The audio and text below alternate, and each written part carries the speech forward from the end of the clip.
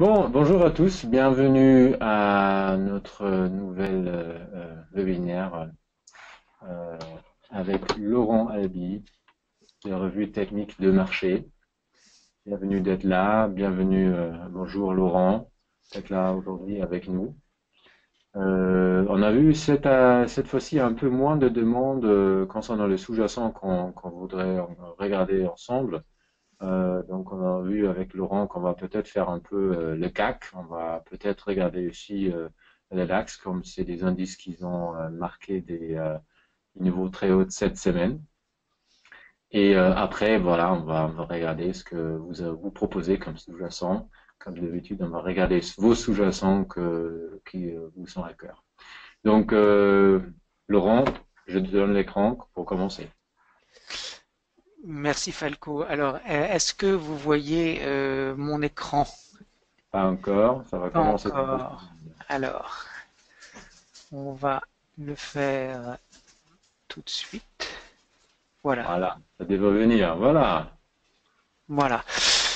Bonjour à tous. Donc, bienvenue à ce webinaire, donc mené conjointement entre la BNP Paribas et la FAT. Donc je suis cet après-midi avec Falco pour vous donner un éclairage technique au marché qui vous intéresse. Comme Falco vient de le souligner, on va commencer avec le DAX, parce que je crois qu'on l'a jamais regardé ensemble jusqu'à maintenant. On regardera également le CAC et puis en fonction des demandes que vous aurez, nous irons sur les marchés qui vous intéressent. Et puis sinon, on pourra regarder un petit peu l'euro-dollar, le gold, le S&P et des actions françaises, européennes ou américaines, si vous le souhaitez. Alors, on va commencer donc cette revue avec le DAX. Euh, alors, qu'est-ce qu'on peut dire sur l'indice allemand aujourd'hui?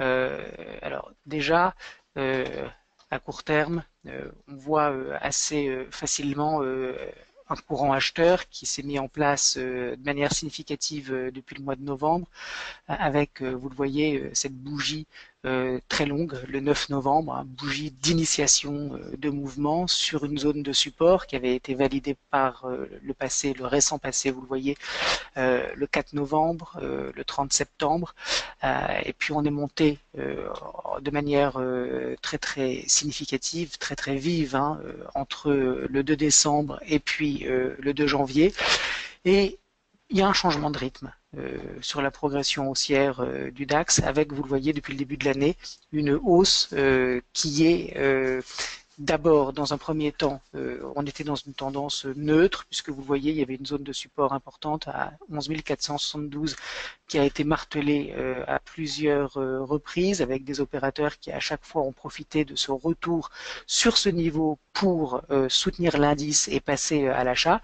Et puis une reprise haussière le 8 février, reprise dans laquelle nous sommes, avec, vous le voyez, un nouveau plus haut dans le mouvement actuel, et j'ai envie de dire un nouveau plus haut pas très joli, puisque vous le voyez, finalement on a ouvert sur des niveaux assez élevés, on est monté un petit peu dans les premières heures de cotation, et puis finalement depuis le début de la journée on a un DAX qui est vendu. Ça se retrouve avec la formation de cette bougie noire qui avait donc ouvert un très large gap haussier et qui maintenant est en train de retracer à l'intérieur donc de ce gap. Alors pour le moment le gap n'est pas comblé. Je vais vous montrer pourquoi il ne l'est pas pour que vous puissiez bien comprendre ce que je vous dis. Je vais zoomer.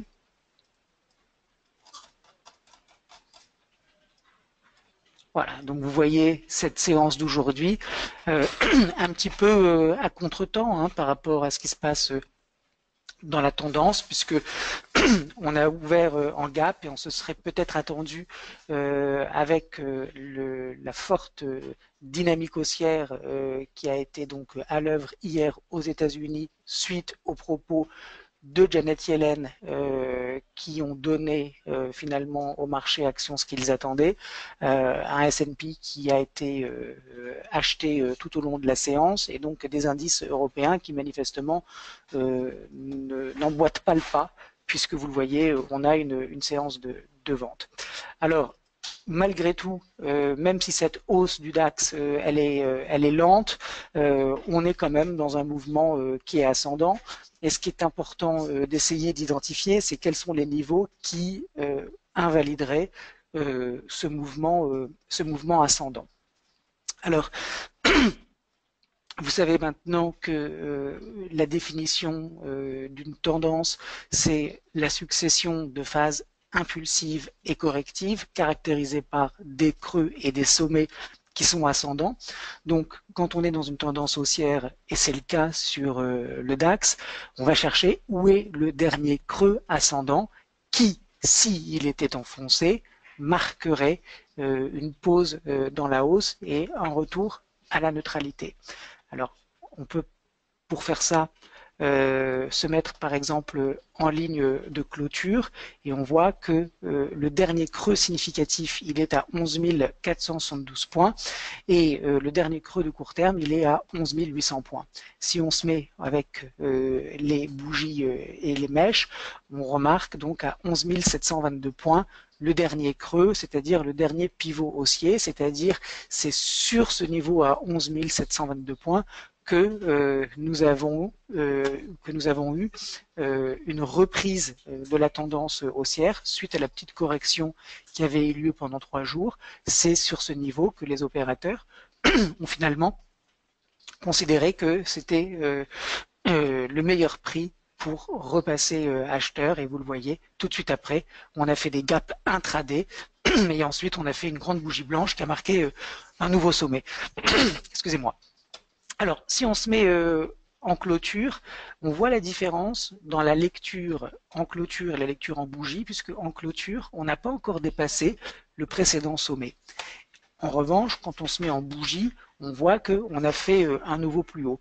Donc, quand on a fait un nouveau plus haut en séance intraday, mais que finalement en clôture, on n'arrive pas à faire un nouveau plus haut, ben ça nous montre que le momentum, c'est-à-dire en l'occurrence le momentum haussier, c'est-à-dire la vitesse, est en train de ralentir, puisque on est maintenant vraisemblablement à 20 minutes de la clôture, vraisemblablement donc sous le sommet clôture donc du 1er mars. Donc le DAX, premièrement, on est dans une tendance haussière de moyen terme, puisque vous voyez depuis le mois de juillet sur l'écran, mais je peux peut-être mettre un peu plus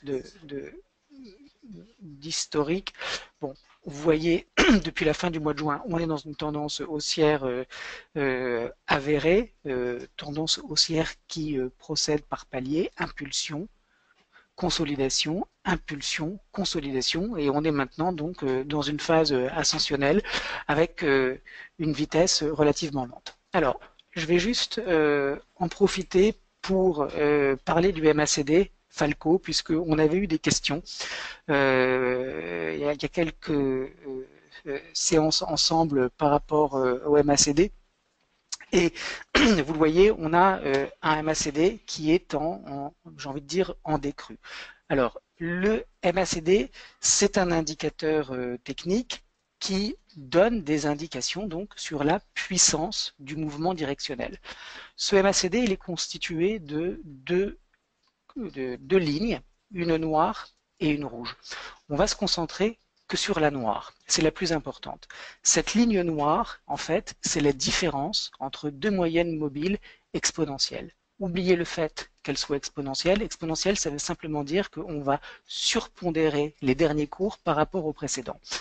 On a donc une ligne noire qui est la différence entre deux moyennes mobiles. Une moyenne à 12 périodes, en l'occurrence à 12 jours, et une moyenne à 26 périodes à 26 jours. Et on va calculer donc la différence de points qu'il y a entre ces deux moyennes mobiles. Quand on a un mouvement qui est très fort, qui est un mouvement donc comme celui-ci, on a logiquement la moyenne mobile de court terme qui va grimper, qui va qui va suivre le mouvement du prix de manière beaucoup plus serrée, de manière beaucoup plus rapide qu'une moyenne mobile plus lente, puisqu'on va prendre en fait les 12 dernières séances et une moyenne mobile à 26 périodes va prendre les 26 dernières séances. Donc quand on a un mouvement très fort, on va avoir une moyenne mobile rapide qui va progresser beaucoup plus vite. Et comme elle va progresser beaucoup plus vite, on va donc avoir un écart entre la moyenne mobile à 26 périodes et la moyenne mobile à 12 périodes qui logiquement va grandir, puisque la moyenne mobile à 26 périodes va continuer d'intégrer dans sa construction ce qui s'est passé il y a 26 jours, alors que la moyenne mobile à 12 périodes va prendre en compte que la dernière impulsion haussière. Et donc quand on a un MACD qui est comme ça en très nette hausse, ça veut dire qu'on a beaucoup de puissance dans le mouvement. Ensuite, on voit que la ligne noire, donc qui représente cet écart entre les deux moyennes mobiles, repart à la baisse. Le fait que le MACD reparte à la baisse ne veut pas dire que la tendance est en train de s'inverser. Vous n'avez qu'à regarder le prix et vous voyez bien que le prix continue d'évoluer à la hausse. Simplement, quand on a une ligne noire qui est en train de s'aplatir, qui est en train de repartir à la baisse, ça veut dire que l'écart entre la moyenne mobile rapide et la moyenne mobile lente est en train de se réduire. Par conséquent, cela signifie qu'il y a un ralentissement dans l'évolution du prix. Ce qui est important de regarder quand on a un MACD qui est en phase de décroissance, c'est où est le niveau 0. Parce que le niveau 0, ça va être le moment où la moyenne mobile de court terme va croiser la moyenne mobile de moyen terme. Donc ça va être le moment où on va avoir un MACD qui va devenir négatif et où on va avoir finalement une moyenne mobile rapide sous une moyenne mobile lente. Donc ce qui est important de faire, c'est de prendre une ligne horizontale et de chercher le 0 sur cette ligne horizontale. Donc j'imagine que ça doit être un petit peu au-dessus. Voilà, c'est, vous voyez, c'est par là. Non, c'est un petit peu plus haut, excusez-moi. Voilà, je pense que c'est par là, la ligne 0. Bon, ça veut dire que tant que la ligne noire est au-dessus de la ligne du 0, on va dire qu'en fait le 0 c'est le niveau de la mer, c'est la ligne de partage des eaux. Tant qu'on est au-dessus de 0, ça veut dire qu'on a une moyenne mobile rapide qui est toujours au-dessus de la moyenne mobile lente. Quand on passe au-dessous de 0, ça veut dire qu'effectivement on est dans un marché qui est baissier avec une moyenne mobile rapide qui est passée sous la lente. Donc vous le voyez ici, on a une ligne noire qui est en décroissance, qui nous dit que la vitesse de progression du DAX à partir de ce point culminant est bien moins importante que dans cette phase ascensionnelle, ce qui se retrouve assez facilement à l'œil. Mais vous le voyez, on est toujours au-dessus de 0, ça veut dire qu'on est toujours en territoire positif. Et là maintenant, si vous avez compris ce que je suis en train de vous expliquer, vous voyez une ligne noire qui est à 90. Qu'est-ce que ça veut dire donc que la ligne noire est à 90? Eh bien ça veut dire que l'écart entre la moyenne à 12 périodes et la moyenne à 26 périodes est de 90 points, la moyenne rapide étant au-dessus de la moyenne lente, de la moyenne mobile lente. Donc on est toujours en territoire positif sur le MACD, donc toujours dans une tendance haussière, mais avec un momentum qui, vous voyez, n'est pas très rapide puisqu'on est sur un MACD qui est en phase de déclin. Donc, c'est important de faire ce petit aparté sur le MACD.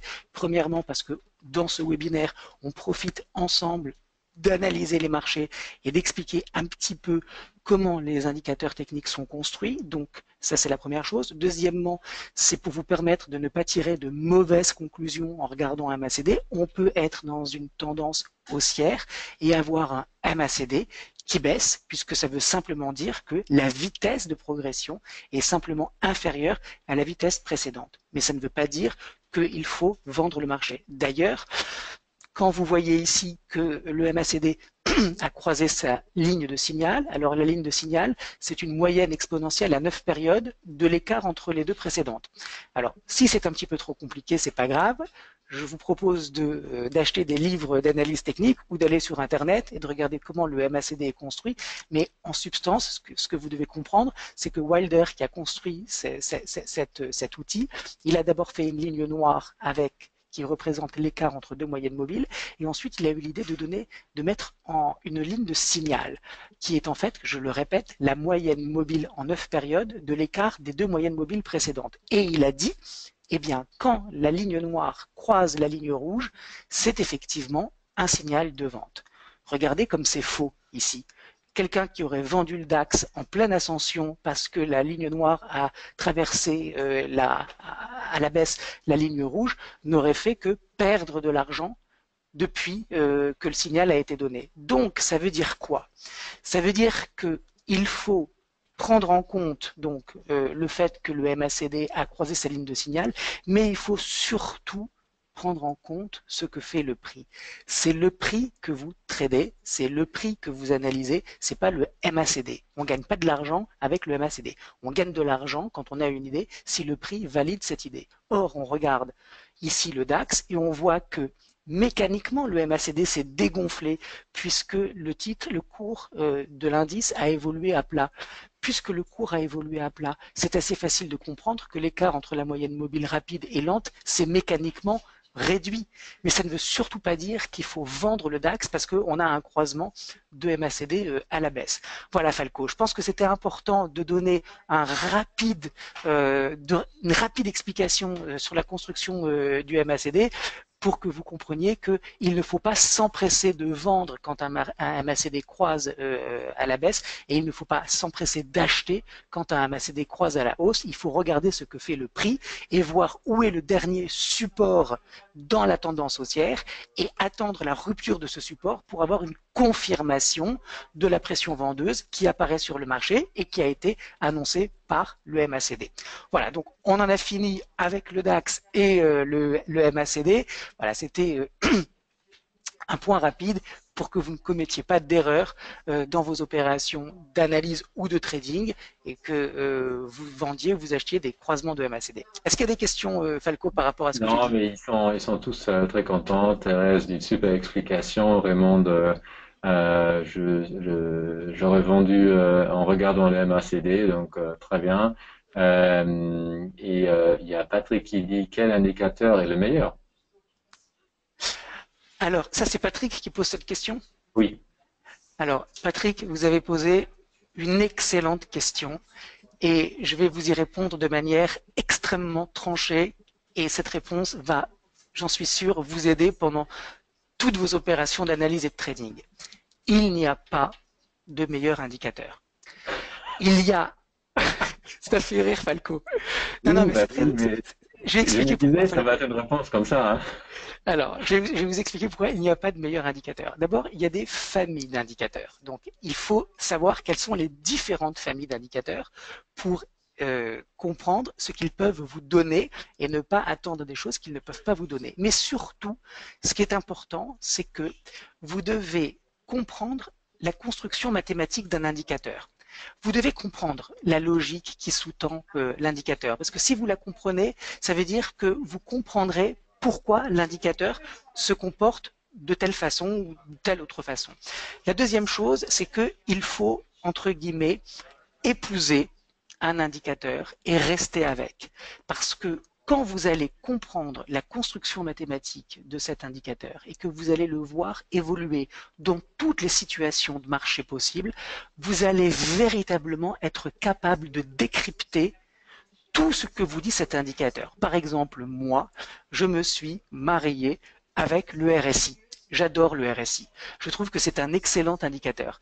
Alors, ça ne veut pas dire qu'il est meilleur que le MACD, mais par rapport à ma personnalité, par rapport à ma propre compréhension des marchés, je trouve que le RSI fonctionne mieux, qu'il est plus réactif, qu'il me donne de meilleures indications. Mais ça n'en fait pas, d'un point de vue purement objectif, un meilleur indicateur que le MACD. Il est simplement plus rapide. Et donc, moi, il me convient mieux. Alors, vous pouvez me dire, oui, mais il suffit simplement de changer le paramétrage des moyennes mobiles du MACD, de mettre des moyennes plus rapides et vous aurez les mêmes choses. Et vous aurez raison, puisque finalement, le MACD, le RSI, le rate of change, ce sont des fonctions dérivées du prix et ils disent tous à peu près la même chose. C'est pour ça que il faut choisir, il faut regarder les différents indicateurs, il faut les voir en situation, il faut en choisir un et puis travailler avec cet indicateur pour comprendre vraiment toutes les façons qu'il a de se comporter dans toutes les situations de marché. Et là, vous aurez véritablement un indicateur qui vous servira à quelque chose. Parfois, je rencontre des traders amateurs qui surchargent leur plateforme d'analyse technique ou qui surchargent leur logiciel d'indicateurs techniques. Alors ils mettent un rate of change, un momentum, un MACD, des stochastiques, un RSI. Puis alors vous avez des indicateurs qui montent jusque là et vous avez le prix en haut. Et ils pensent que parce qu'ils ont tous les indicateurs sous les yeux, ils vont prendre des meilleures décisions. Alors là, je vais vous dire, je suis un technicien puriste orthodoxe, il faut comprendre l'évolution du prix. C'est le prix que vous traitez. Si vous êtes expert dans la compréhension du comportement des opérateurs à travers l'évolution du prix, vous serez un excellent analyste. Après, ce que vous pouvez faire, c'est effectivement mettre un indicateur, maximum 2 indicateurs, mais déjà 2 c'est trop. Vous mettez un indicateur qui va vous donner des informations auxiliaires complémentaires. Mais je vous assure que moi, par exemple, je connais tellement bien le RSI qu'à la limite, j'ai même plus besoin de le mettre à l'écran. Je sais ce qu'il fait sans l'avoir à l'écran. Tellement j'ai été habitué à l'analyser. Donc, Patrick, il n'y a pas de meilleur indicateur. Il y a une quantité énorme d'indicateurs techniques. Vous pouvez commencer à travailler avec le MACD, vous pouvez commencer à travailler avec le RSI.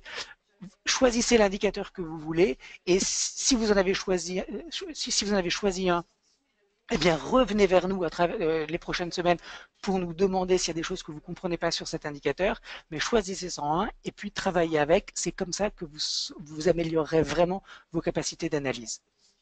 Laurent, tu parlais du RSI. En fait, il y a Alain qui pose la question, lequel est le plus simple, le 14?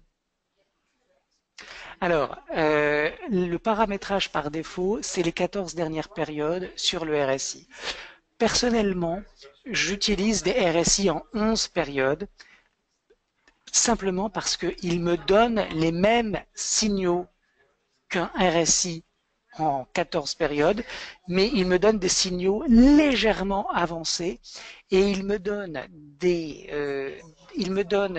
zones de surachat et de survente un petit peu à l'avance et il fait des plus belles divergences. Donc moi j'aime avoir un RSI qui monte vite dans les tours, c'est-à-dire qui va vite se mettre en position de surachat ou de survente parce que ça va me donner une indication importante, c'est que le marché est en train de se mettre en tendance. Un indicateur, un RSI qui pour la première fois depuis longtemps se met en surachat, ça ne veut surtout pas dire que parce qu'il est en surachat il faut vendre. Ça veut dire qu'au contraire on a un nouveau momentum qui est en train d'émerger. Mais par conséquent, moi sur le RSI, j'utilise un RSI en 11 périodes. Voilà, c'est très personnel, je vous ai expliqué pourquoi. Mais si vous travaillez avec un RSI en 14 périodes, c'est tout aussi bien. Je trouve que en 11 périodes, il est un petit peu plus nerveux et il me donne des meilleurs signaux. Il y a Stéphane qui pose une question, il dit, est-il exact de vendre ou acheter lors du franchissement des lignes hautes ou basses des RSI?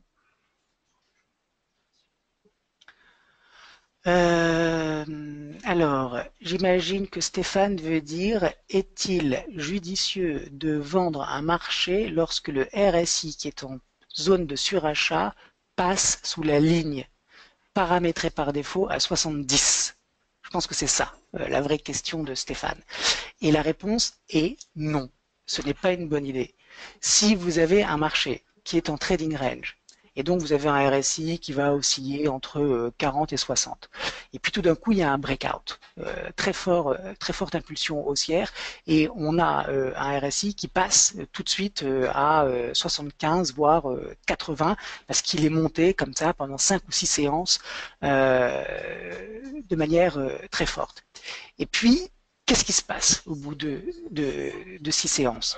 Il y a des opérateurs de court terme qui vont prendre leurs bénéfices. Il va y avoir donc des opérations de vente qui vont rentrer sur le marché.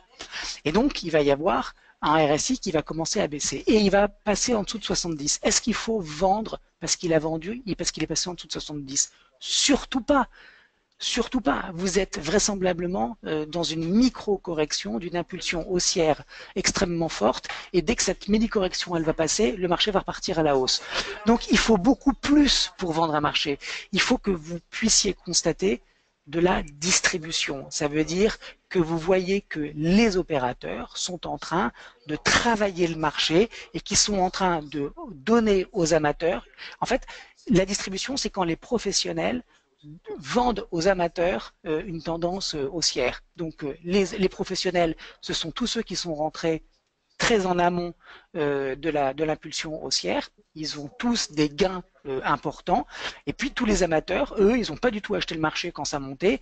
Ils ont envie d'acheter le marché quand il a bien monté et ils pensent que ça va monter encore plus haut. Alors qu'est-ce qu'ils font les professionnels? Eh bien, ils vendent aux amateurs toutes leurs actions, tout le sous-jacent qu'ils ont dans leur portefeuille. Et en fait, eux, ils prennent tous leurs bénéfices et ce sont tous les amateurs qui vont acheter le sous-jacent.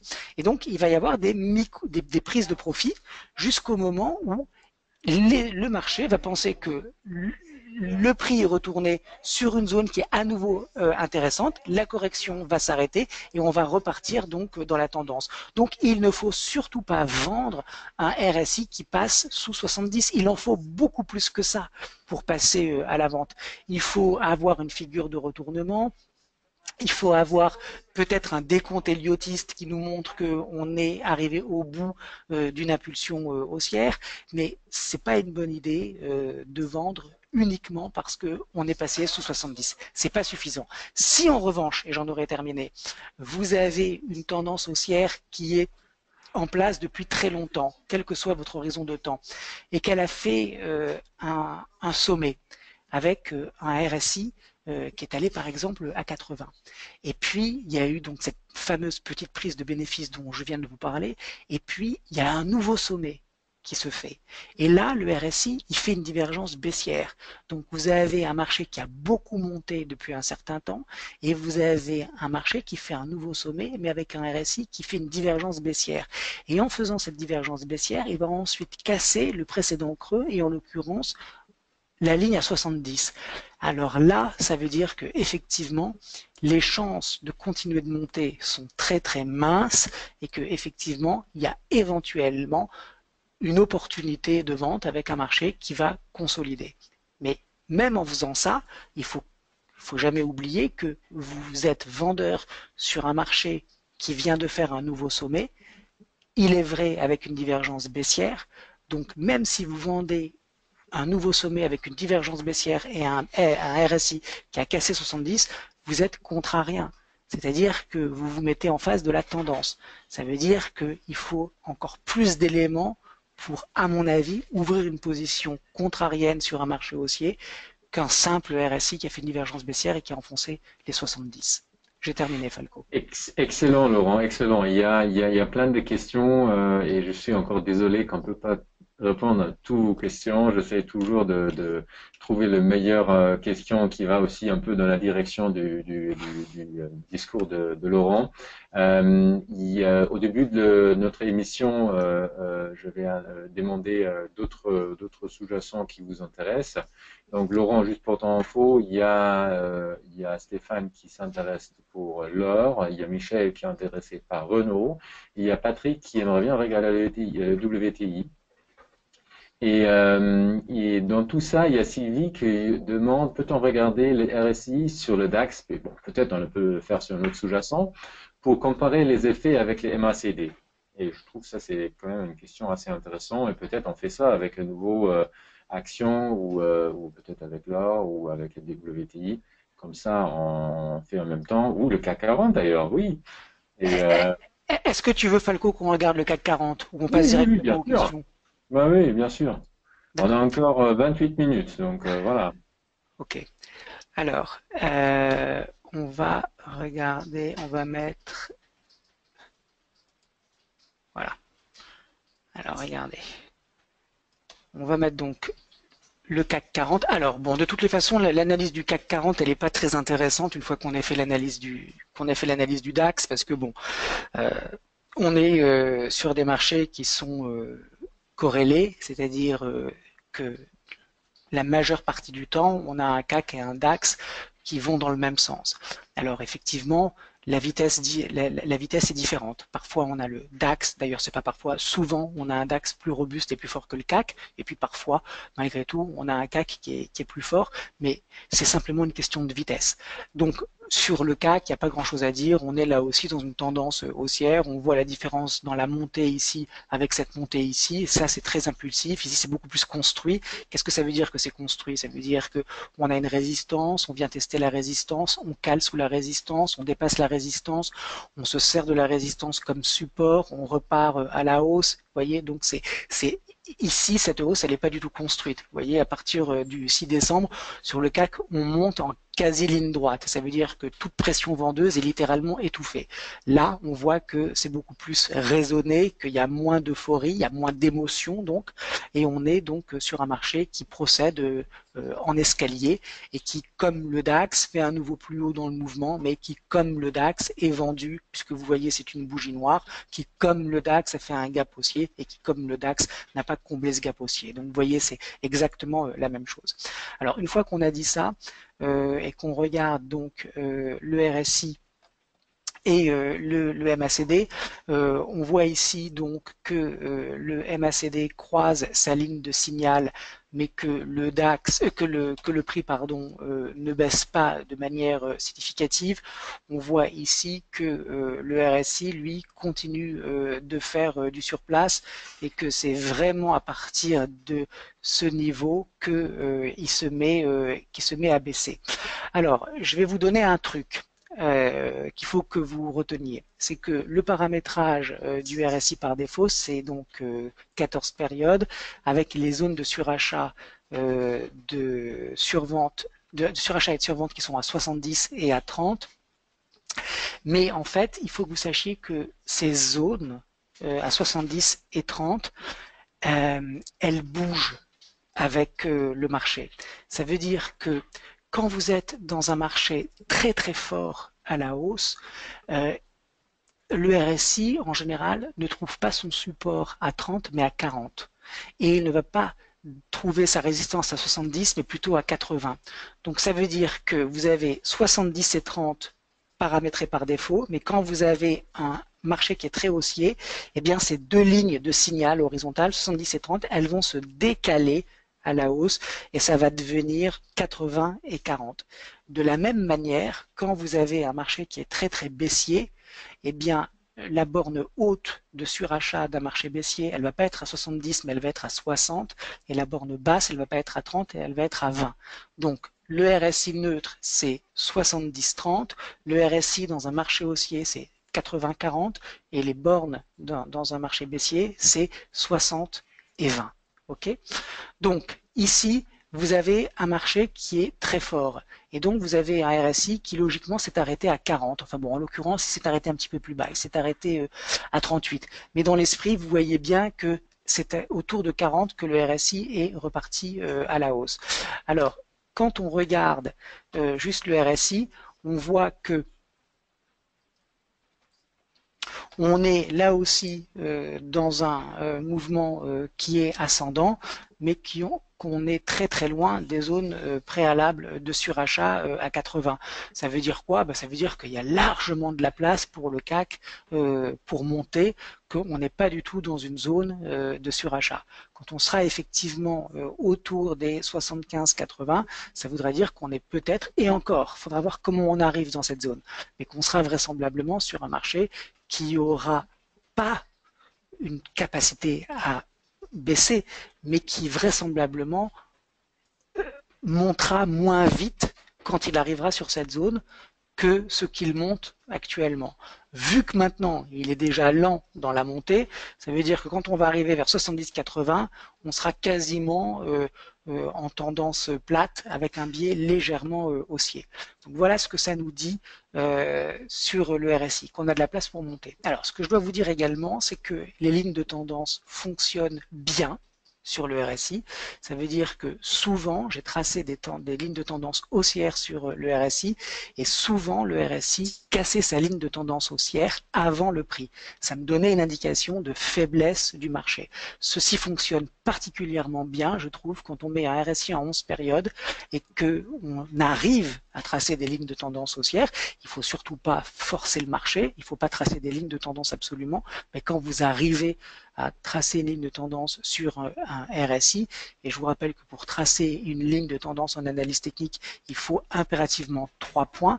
Donc quand vous arrivez à trouver 3 points de contact sur un RSI haussier et que vous avez un RSI qui casse cette ligne de tendance bien avant le prix, eh bien ça vous dit que le potentiel haussier sur le sous-jacent en question est très faible et qu'on va vraisemblablement se mettre en consolidation.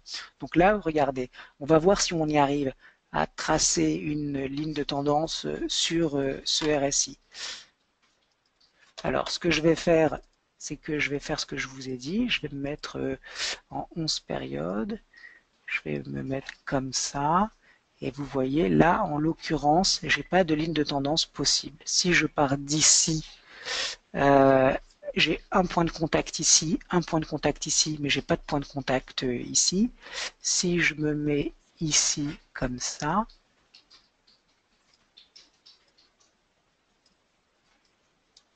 vous voyez que là aussi, on repart à la hausse sans être allé chercher le contact. Donc, si ça avait été le cas, le test d'une ligne de tendance, ça peut être un signal intéressant d'une reprise de la tendance, et de la même manière, quand on a une ligne de tendance baissière qui est cassée, ça nous dit qu'il va y avoir vraisemblablement des prises de bénéfices et un momentum haussier qui va ralentir. Donc, en synthèse, sur le RSI, vous avez compris que les lignes de signal horizontales à 70 et à 30, elles sont modifiables en fonction de la physionomie du marché. Quand le marché est très fort, on les monte. Quand le marché est très faible, on les baisse. Deuxièmement, ce que je vous ai dit, c'est que quand vous avez un RSI qui est suracheté, il ne faut surtout pas vendre. Il faut regarder ce que fait le prix. Troisièmement, je vous ai dit que les lignes de tendance sur le RSI fonctionnent. Ça veut dire que quand vous arrivez à en tracer une et que le RSI casse cette ligne, eh bien, ça vous dit que le momentum est en train de baisser. Pas que la tendance est en train de se retourner, mais que déjà, si vous êtes à l'achat sur ce titre et que vous avez un RSI qui casse une ligne de tendance, eh ben, c'est peut-être pas une mauvaise idée de commencer à prendre vos profits. Alors, on va regarder maintenant les sous-jacents Falco parce qu'il est moins 20.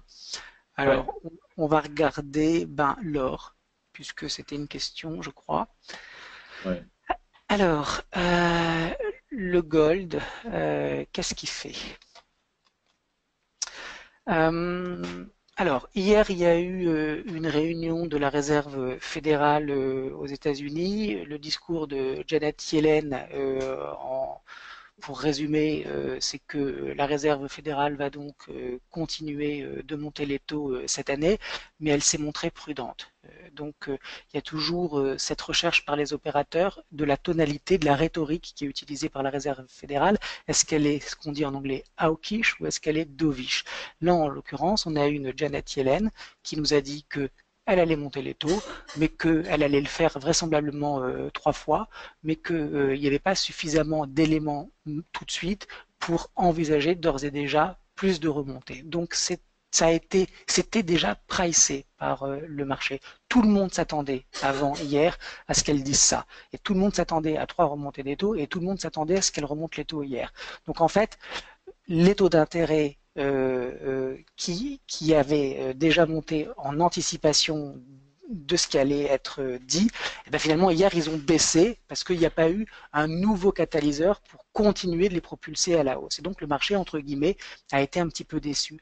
Et ça se retrouve également sur le dollar. Le dollar, il a été vendu hier. Il aurait fortement accéléré si Janet Yellen avait dit ce qui était impossible. Hein. Mais si elle avait dit hier, il y aura 4 remontées des taux en 2017, ça aurait été une vraie surprise. Et donc, cette surprise qui n'avait pas été anticipée, elle aurait fait monter le dollar beaucoup plus. Donc hier, il n'y a finalement eu aucune surprise. Et comme il n'y a eu aucune surprise, on a eu un dollar qui a baissé. Or, vous le savez peut-être, on a des prix des matières premières qui sont libellées en dollars. Donc, quand le dollar baisse, on a mécaniquement le prix qui monte. Et c'est ce qui s'est retrouvé hier sur l'action sur le gold, puisque vous voyez, on a eu une bougie très longue, blanche. Alors, pour tous ceux, dont toi, Falco, qui étaient avec nous sur les précédents webinaires sur les bougies, vous devriez être capable maintenant de me dire quelle bougie a été formée sur ce niveau à 1200 dollars. On a une baisse, on a une stabilisation et on a une grande bougie blanche. Alors, qu'est-ce que c'est cette bougie blanche? Je vous laisse 2 minutes. Évidemment, moi-même, je connais très bien la référence, mais je vais donner une chance à tout le monde qui est avec nous aujourd'hui. Alors, avalement haussier, dit Philippe, une Bravo. englobante, dit Raymond. Qu'est-ce qu'elle dit, Raymond? Un englobante. Ça, Raymond, je ne sais pas ce que c'est. C'est vous qui l'avez inventé. Excellent. Donc, avalement haussier de Philippe ou pas? Exactement. C'est une bougie d'avalement haussier. Hein? Voilà, Bravo, Bernard est Philippe. prêt, oui, oui. Laurent de Ferrière aussi, Jamal, oui, oui. Tous, sont tous Ok. d'accord. Avalement Bon. haussier. Alors, cette bougie d'avalement haussier, elle signale effectivement que la baisse précédente est visiblement, vraisemblablement, en train d'être neutralisée, voire de se retourner. On voit qu'il y a les 3 petites bougies qui ont montré avant cette bougie d'avalement haussier la stabilisation des cours, et puis on a cette bougie qui montre donc les acheteurs qui reviennent sur le marché. Alors ces acheteurs, ils sont de 2 natures. Ce sont ceux qui étaient vendeurs et qui avaient donc vendu des produits associés à la baisse de l'or ou qui avaient pu vendre des produits qui reflétaient les cours de l'or, typiquement des ETF. Donc on a des vendeurs à découvert qui ont déboucler leur position vendeuse, et quand vous êtes vendeur et que vous voulez sortir du marché, qu'est-ce que vous faites? Vous achetez. De la même manière, quand vous êtes acheteur du marché et que vous voulez sortir du marché, pour sortir, vous vendez. Donc il y a des acheteurs qui ont débouclé et qui ont par conséquent ont acheté le marché. Ensuite, il y a des acheteurs qui ont effectivement payé le marché parce qu'ils se sont dit 1200 dollars, c'est un niveau intéressant pour retourner à l'achat sur l'or. C'est effectivement, regardez, une zone qui avait été une zone de résistance dynamique avec, vous le voyez, cette trendline baissière qui devenait support et le marché est allé chercher ce niveau. C'était un petit peu au-dessus d'un niveau de retracement à 50%. Bon voilà, donc ils se sont dit c'est un bon prix, on va repartir à l'achat. Alors maintenant la question c'est jusqu'où l'or peut-il monter? En principe, alors déjà, premier élément, l'analyse technique n'a rien de scientifique. Ça veut dire qu'on interprète et on établit des scénarios de marché, mais on n'a jamais de certitude. Donc un premier scénario, c'est de dire que vu cette bougie qui avale 1, 2, 3, 4, 5 séances précédentes, eh bien, on va retourner au début du mouvement. Ça veut dire qu'on va vraisemblablement retourner sur 1260. Okay. Alors, deuxièmement, on a ici un mouvement de court terme amorcé en décembre qui était haussier. On a une correction. Apparemment, on a un actif qui se remet dans la tendance sur un horizon de temps supérieur. C'est-à-dire que l'horizon de temps supérieur, ce sont ces 2 mois et demi de hausse. L'horizon de temps en question, c'est ces 2 dernières semaines de baisse, et on a vraisemblablement un marché qui se remet dans le sens de ce mouvement ici. Donc, on vise 1260. Est-ce qu'on va dépasser 1260? Eh bien, vraisemblablement, on a des opérateurs qui vont viser cet objectif, qui vont prendre tout ou partie de leurs bénéfices sur ce niveau, qui vont voir ce que fait le marché. Si le marché continue de progresser, ça veut dire que la tendance précédente est toujours à l'œuvre et que par conséquent, on peut viser 1305. Si en revanche, on voit qu'on hésite et qu'on repart à la baisse, eh bien cette résistance qui a déjà été testée par le marché, eh bien elle va à nouveau fonctionner et ça va être dans un premier temps une zone de prise de profit et puis dans un deuxième temps, si le consensus a évolué, alors l'or repartira à la baisse et à ce moment-là, on sera vraisemblablement dans un trading range, c'est-à-dire dans un espace où la tendance est plate et qui sera borné à la baisse à 1200 $ et à la hausse à 1260 $. Donc en synthèse sur l'or, techniquement, on est sur une reprise possible de la tendance haussière démarrée au mois de décembre.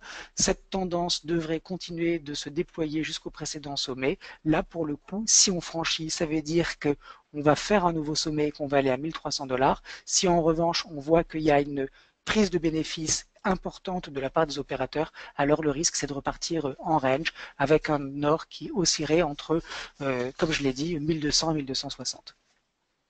Bon, il y a une très très longue question de Philippe, mais qui est assez générale, comme il dit, il a bien raison, que je voulais vous faire partager. En fait, j'ai une question générale, dit Philippe. En regardant les charts en monthly sur les principaux indices internationaux, on remarque sur le CAC 40 et l'Eurostoxx 50 que les cours sont très proches des obliques baissières, touchant les points hauts depuis septembre 2000. Sur le DAX et le CAC, les cours sont proches de la résistance horizontale et sur les indices US, les cours sont très topish. Ne sommes-nous pas proches d'une forte correction à venir? Oui.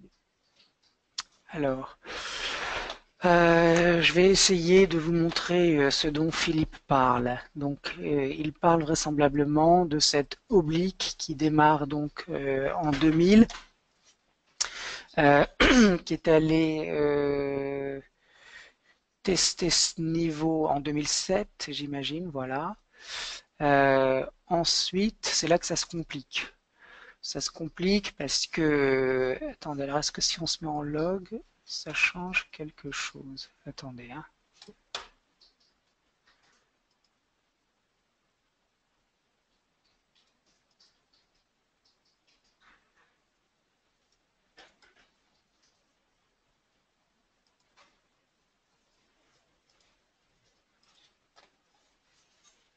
Non, ça change pas grand-chose. Bon, on a un premier point de contact ici. On a, allez, on va dire qu'on a un point de contact ici. Et puis on est sous, je parle de l'Eurostoxx, hein, là. Et puis là, on a un point de contact qui est à peu près aux alentours des 3600 points. Donc, est-ce qu'il y a un fort risque de correction parce que on va aller tester ce point de contact?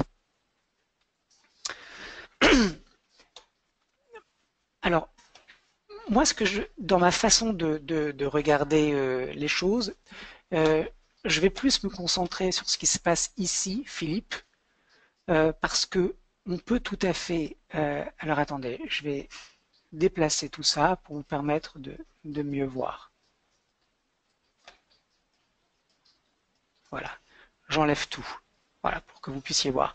Donc effectivement, il va y avoir un arbitrage qui va se faire autour de ce niveau. Moi, ce que je retiens surtout, c'est qu'on va être pas très loin de ce niveau de résistance à 3512 points, qui est le niveau donc de novembre 2015. Donc, c'est évident que sur cette zone, il va y avoir un vrai questionnement de la part des opérateurs pour continuer ou pas à payer le marché. S'ils arrivent à faire dépasser ce niveau par les cours, qu'est-ce que ça signifie? Ça signifie qu'ils pensent que la prochaine étape, c'est 3830. Mais dire qu'on va à l'avance vendre le marché quand on va arriver sur 3512 points, à mon avis, c'est une surinterprétation. C'est-à-dire qu'il va falloir attendre de voir concrètement ce qui se passe sur ce niveau, de voir effectivement si si on a une forte pression vendeuse qui s'exerce ou pas, parce que c'est tout à fait possible qu'on perfore ce niveau de résistance et qu'on aille beaucoup plus haut assez rapidement. Parce que s'il y a effectivement des opérateurs qui sont vendeurs en embuscade sur ce niveau, ils vont tous être stoppés et ces stops qui vont être déclenchés, puisque ce sont des stops vendeurs, vont déclencher donc des opérations d'achat. Donc pour répondre à Philippe, effectivement, il y a un niveau de résistance dynamique avec cette oblique baissière qui passe autour de 3512 points.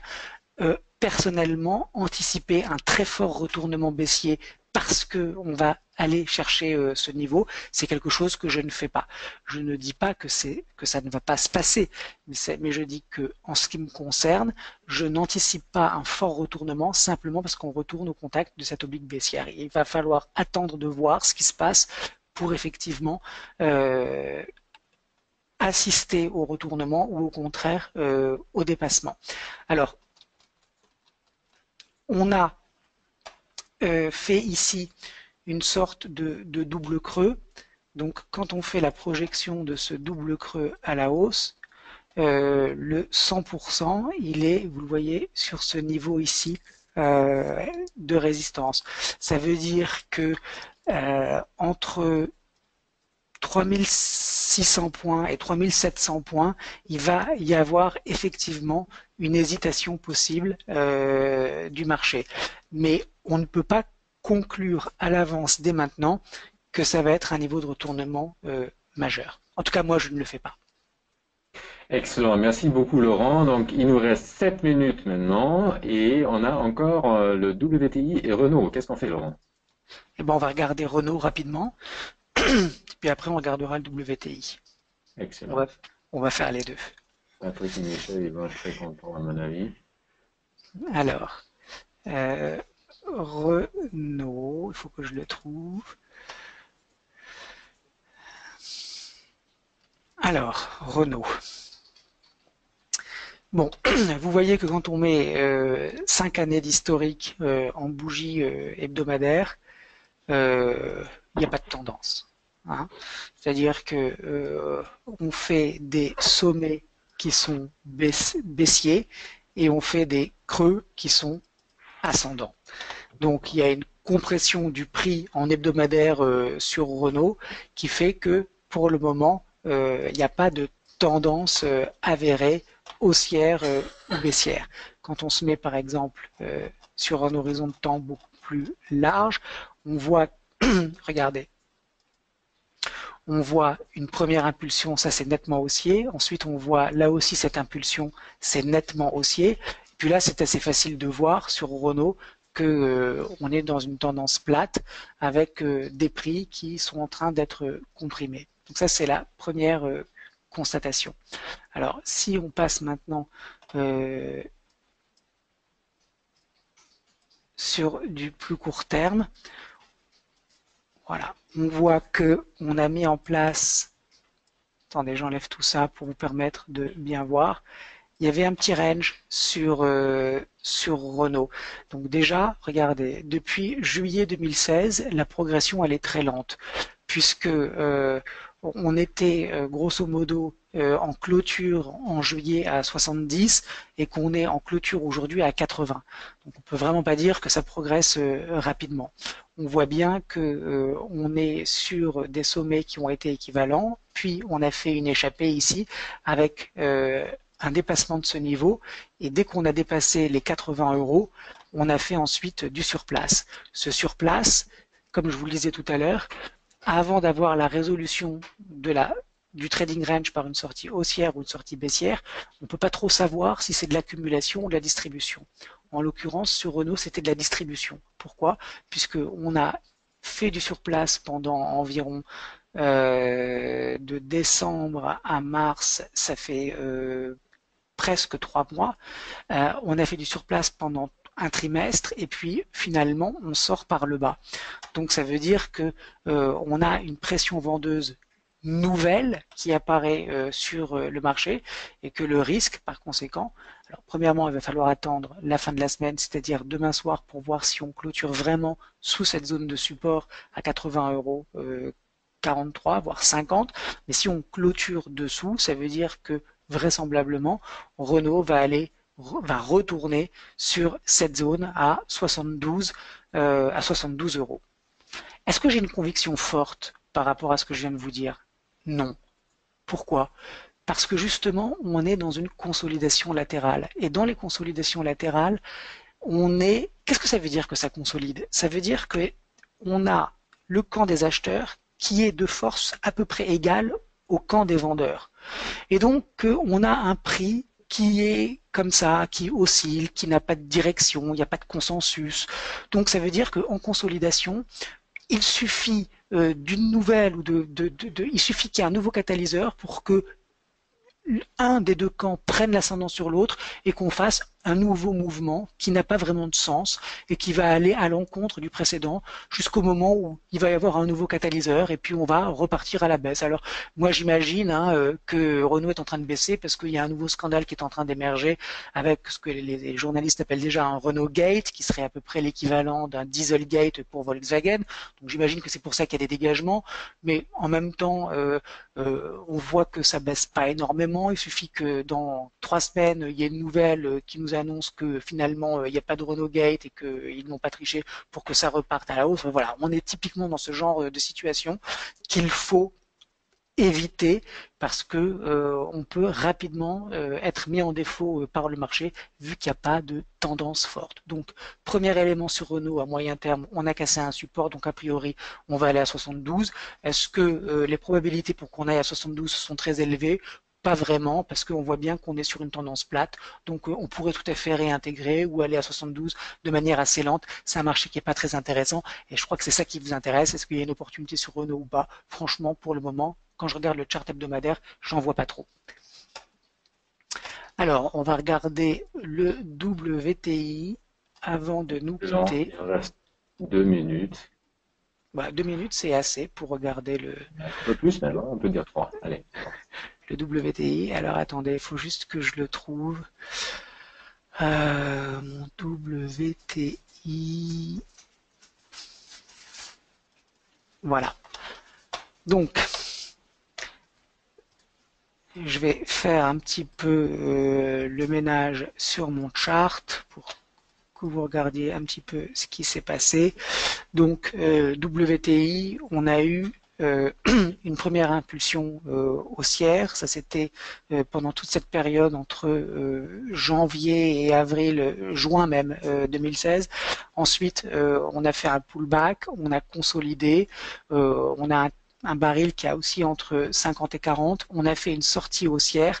Et là, regardez, il y a quand même des choses intéressantes à dire sur le WTI rapidement. C'est que la sortie haussière de cette zone de consolidation, regardez avec quelle bougie elle s'est faite. Des bougies qui avaient toutes des corps très réduits. Un corps réduit sur une bougie, ça veut dire que le cours de clôture est très proche du cours d'ouverture. Ça veut dire que par conséquent, il n'y a pas beaucoup de momentum. Et d'ailleurs, ça s'est retrouvé puisqu'on a finalement fait du surplace sur le WTI pendant toute cette période qui allait de décembre à février. Et puis, la semaine dernière, il y a eu des mauvaises nouvelles, en l'occurrence des stocks supérieurs aux attentes, et puis une production qui repartait à la hausse, non pas de la part de l'Arabie Saoudite ni des pays de l'OPEP, mais des pays non des pays qui ne font pas partie de l'OPEP, qui apparemment auraient augmenté leur production, des stocks qui de toutes les façons étaient importants, et on repart à la baisse. Donc là, pour le coup, sur le WTI, on a une bougie qui nous montre pas mal d'hésitation de la part du marché. Il n'y a pas de continuation baissière après cette forte impulsion à la baisse de la semaine dernière. On pourrait avoir un petit rebond, mais ce petit rebond, il pourrait s'arrêter assez rapidement, vous le voyez, sur ce niveau, plutôt sur ce niveau à 51 $.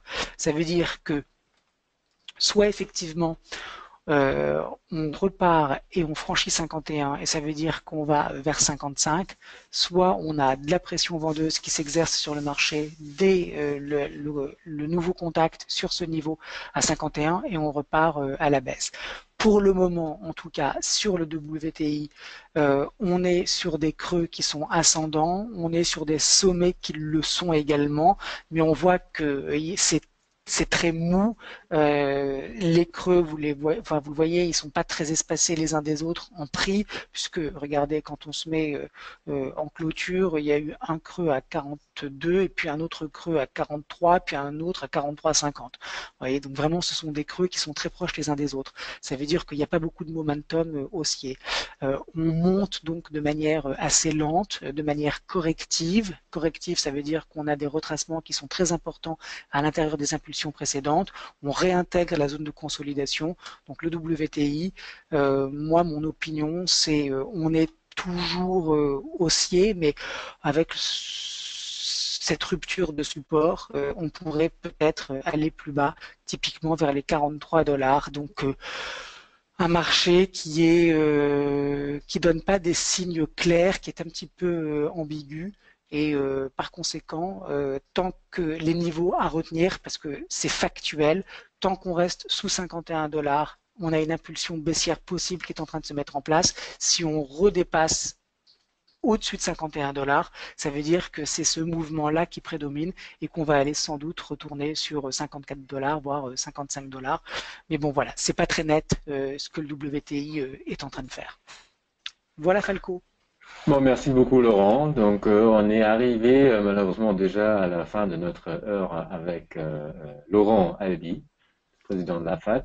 Il y a encore Isabelle, il y a deux questions en fait. Il y a Isabelle qui demande, Laurent, qu'entendez-vous par comprendre le prix? Et Yann qui dit, y a-t-il une méthode pour calculer le bon niveau de son stop?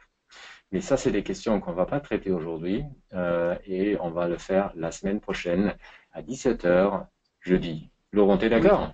je suis tout à fait d'accord. Et ce que je voudrais vous suggérer, c'est que ces questions que vous avez mises dans la fenêtre de chat, Oui, que vous les envoyez par email à Falco ouais. pour qu'il Allez, puisse me ouais. les envoyer et qu'on en parle ensemble la semaine prochaine, parce que ce sont des très bonnes questions. Bon, donc merci à vous d'avoir été aussi nombreux avec nous. Merci évidemment à toi pour toutes tes explications. Il y a encore plein de gens qui disent merci, merci. Bonne soirée et voilà, je peux vous juste dire aussi bonne soirée et à la semaine prochaine. Merci Laurent. Merci Falco, merci à tous et très bonne soirée et bonne semaine jusqu'à jeudi prochain. Au revoir. Au revoir à tous.